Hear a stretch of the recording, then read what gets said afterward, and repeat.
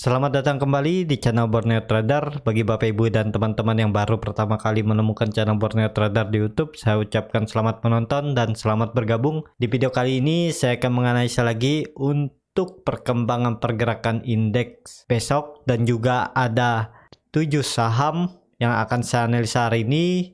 Yang pertama ada TINS, kedua Inco, ketiga Antam, keempat Elsa, kelima Medco, keenam Pegas, dan ketujuh Akra. Kita langsung saja ke indeks. Indeks hari ini cukup bagus, kembali melanjutkan kenaikan tapi tipis. Kelepa harga 6.107, naik 0,48%. Kalau dilihat transaksi hari ini masih sepi ya, di 14,9 triliun. Kalau dilihat dari asing hari ini net buy di 503 miliar.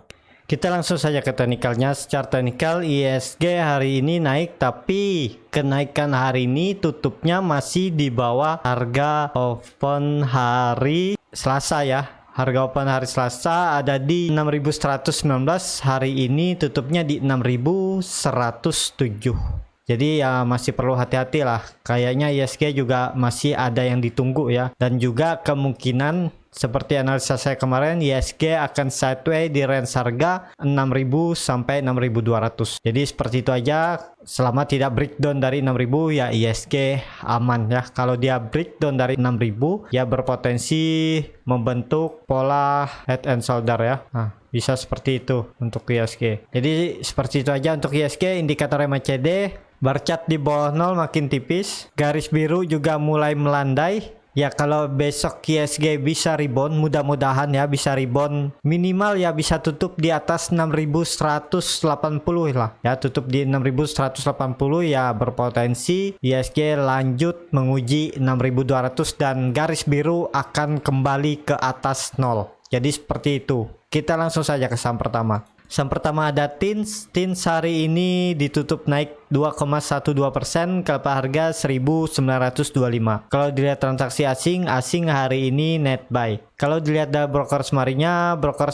terlihat saham TINS malah didistribusi. Kita langsung saja ke teknikalnya. Secara teknikal TINS hari ini walaupun naik tapi masih di area support, bahkan masih di bawah supportnya, dan sempat menguji EMA 20 di 2020 tapi kemudian dibawa turun. Ya masih perlu hati-hati karena ya rawan untuk koreksi. Apakah bisa spekulasi buy untuk TINS? Ya kalau Bapak Ibu mau berspekulasi beli saham TINS dengan resiko ya, dengan resiko dibawa ya buruk-buruknya RB, ya bisa aja Bapak Ibu buy di harga penutupan di 1.625, cut lossnya di, kalau turun dari 1.800 cut loss saja. Menurut saya kalau turun dari 1.800 cut loss di 1.770 atau 1.780, dan target profitnya tapi dekat ya nih.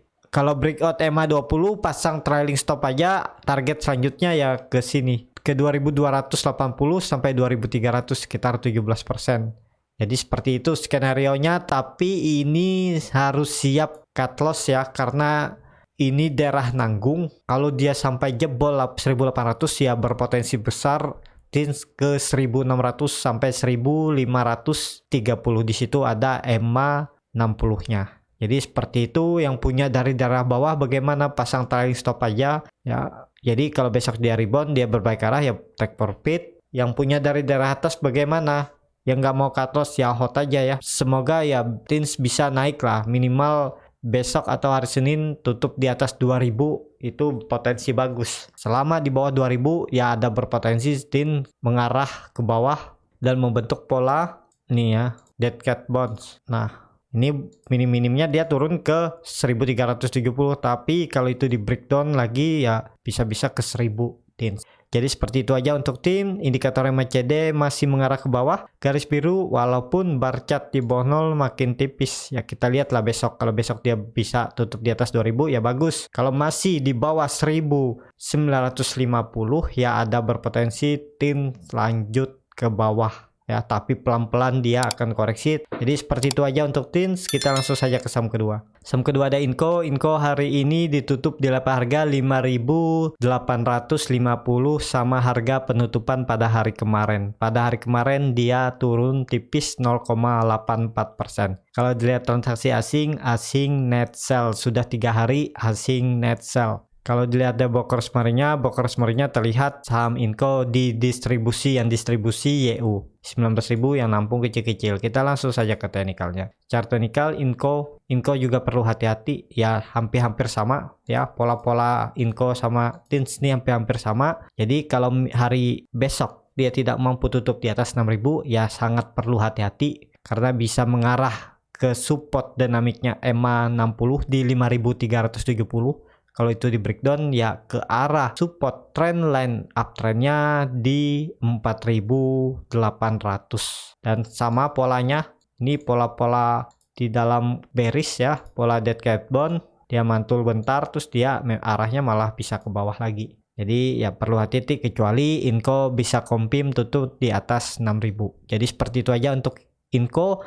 Dan Inco tapi dalam koreksi atau penurunan 3 hari ini volume makin kecil ya, ada berpotensi untuk Inco besok rebound. Jadi ya seperti yang saya bilang tadi, harus tutup di atas 6.000, kalau enggak potensi besar Inco ke bawah ya. Apakah bisa spekulasi buy? Kalau mau buy di harga penutupan ya harus siap cut loss cepat aja. Menurut saya cut lossnya kalau turun dari 5.630 cut loss. Kalau turun dari 5.630 cut loss itu cut lossnya sekitar 3,82%. Dan target profit terdekat ke EMA 20-nya di 6.200 sekitar 5%. Jadi seperti itu strateginya, tapi ini resikonya tinggi ya. Kemungkinan bisa ke trigger harga cut loss. Ya disesuaikan aja, kalau nggak mau cut loss untuk disimpan jangka menengah midterm juga nggak masalah karena Inco masih bisa ke atas. Cuman untuk tren jangka pendek selama Inco tidak mampu bertahan di atas 6.000 ya arahnya bisa-bisa ke 4.800 bahkan ke 4.000. Di situ ada EMA 200-nya.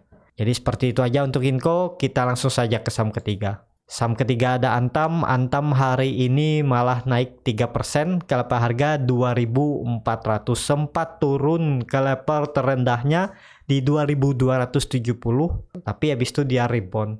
Kalau dilihat transaksi asing hari ini net buy tapi tipis. Kalau dilihat dari brokers marinya terlihat biasa aja. Kita langsung saja ke teknikalnya. Secara teknikal Antam membuat doji dan volumenya juga lumayan. Ya menurut saya juga masih sangat perlu hati-hati walaupun doji Antam terbentuk saat atau setelah 2 candle merah.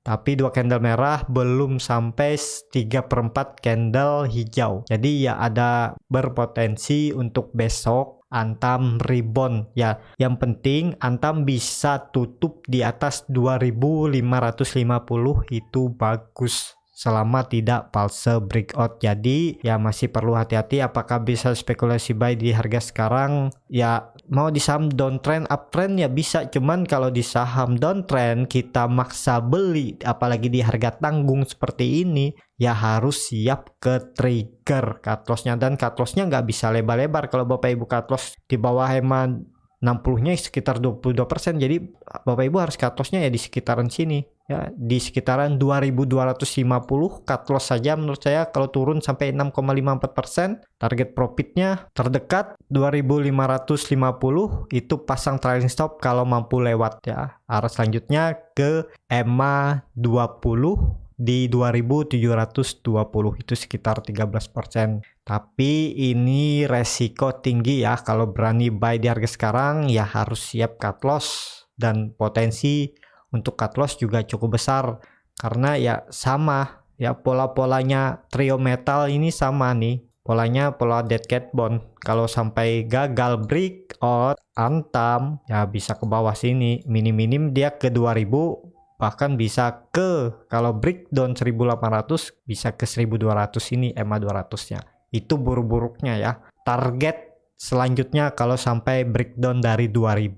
Tapi kalau saya lihat 2000 sampai 1900 akan dipertahankan Antam, dan kemungkinan kalau Antam tidak membuat pola dead cat bone, dia akan sideways membola zigzag di daerah 2000 sampai 2500. Nah, di pola-pola seperti itu dia akan membuat ya. Nah, ini cocok untuk yang swing trade jaga di dekat-dekat support di daerah 2000 sampai 2020, cut loss kalau turun dari 1850.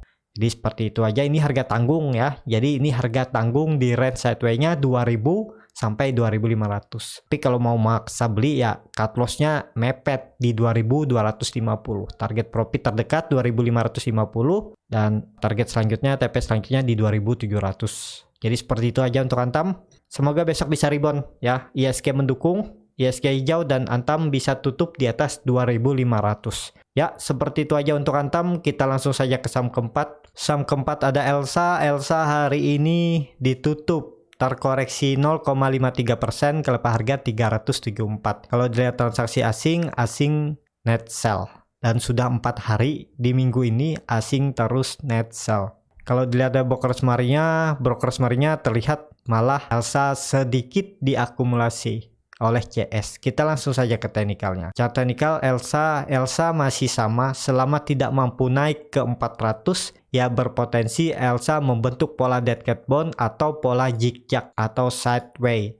Dan range sideways-nya ya di daerah 320 sampai 400. Ini di harga pertengahan, mending wait and see aja dulu menurut saya untuk Elsa ya.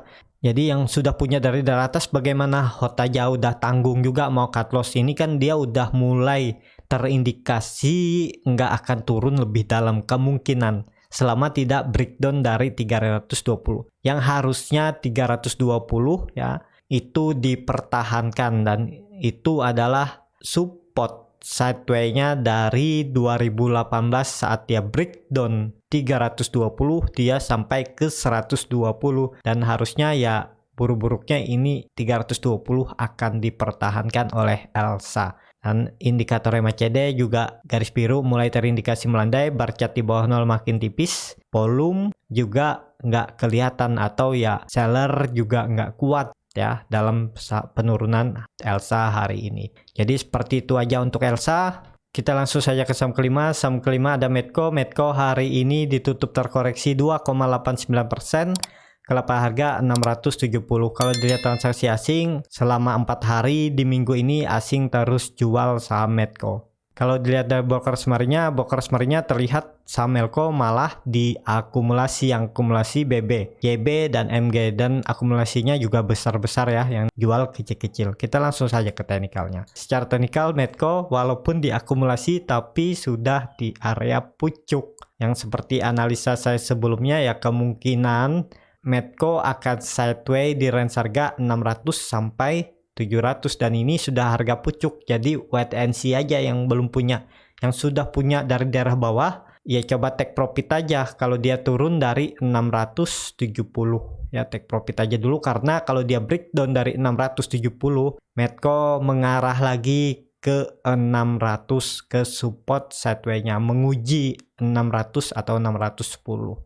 Kalau dilihat indikator MACD mulai menyempit, garis biru sudah mengarah ke atas dan menyempit mendekati garis merah, bar chart di bawah 0 juga makin tipis ya. Semoga besok Inco bisa rebound lah. Kalau bisa rebound ya bagus, tapi belum bisa juga spekulasi buy kalau dia rebound karena bisa terjadi false breakout.